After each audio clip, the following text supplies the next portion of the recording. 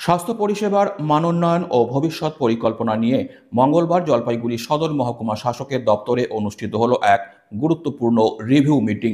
বৈঠকে উপস্থিত ছিলেন মহকুমা স্তরের স্বাস্থ্য দপ্তরের আধিকারিকেরা। জলপাইগুড়ি শহরের বাইরে যারা ছিলেন তারা ভার্চুয়ালি এই বৈঠকে অংশগ্রহণ করেন। বৈঠকে সদর মহকুমা শাসক তমোজিৎ চক্রবর্তী জানান, 2024-25 অর্থবর্ষে জলপাইগুড়ি মহকুমায় প্রায় 52,000 মানুষ স্বাস্থ্য পরিষেবা পেয়েছেন।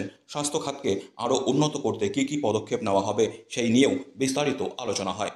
এই রিভিউ মিটিংয়ের মাধ্যমে মহকুমার স্বাস্থ্য পরিষেবার বর্তমান পরিস্থিতি মূল্যায়ন করা হয় এবং ভবিষ্যতে কিভাবে তা আরও শক্তিশালী করা যায় সেই পরিকল্পনাও নির্ধারিত হয়েছে।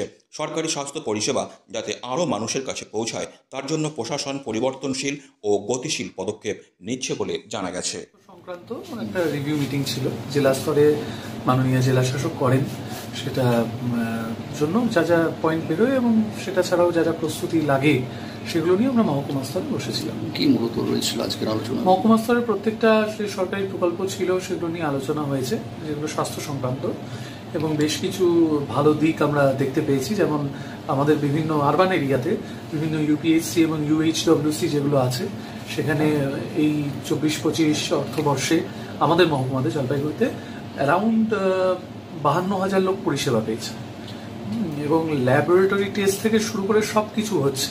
এটা একটা খুব বড় ব্যাপার। পশ্চিমবঙ্গ সরকারের মাননীয় মুখ্যমন্ত্রী তার নির্দেশে হচ্ছে এবং সবাই যাতে আরও সুবিধা পান, কোনো ক্ষেত্রে কোনো রকম আরও উন্নতির অবকাশ আছে কিনা সেগুলো নিয়ে আমাদের আজকে।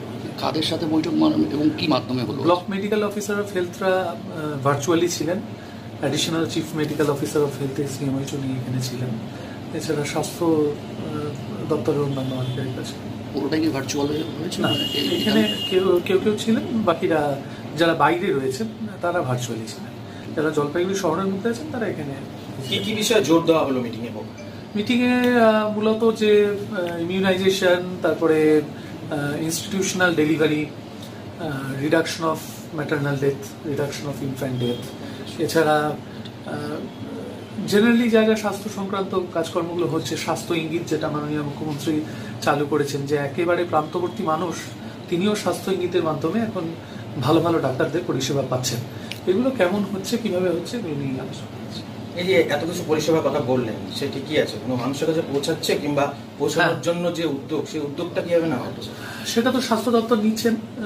স্বাস্থ্য যে কেন্দ্র, সুস্বাস্থ্য কেন্দ্র রয়েছে, সাব সেন্টার যেগুলোকে আগে বলা হতো, এবং প্রাইমারি হেলথ সেন্টার রয়েছে, ব্লক প্রাইমারি হেলথ সেন্টার তথা রুরাল হসপিটাল রয়েছে, এগুলোর মাধ্যমে হচ্ছে। আর এছাড়া আমাদের তো টার্সিয়ারি কেয়ার সেন্টার আছে, আমাদের মেডিকেল কলেজ আছে, যদিও মেডিকেল কলেজটা আজকের বৈঠকের আওতায় নেই।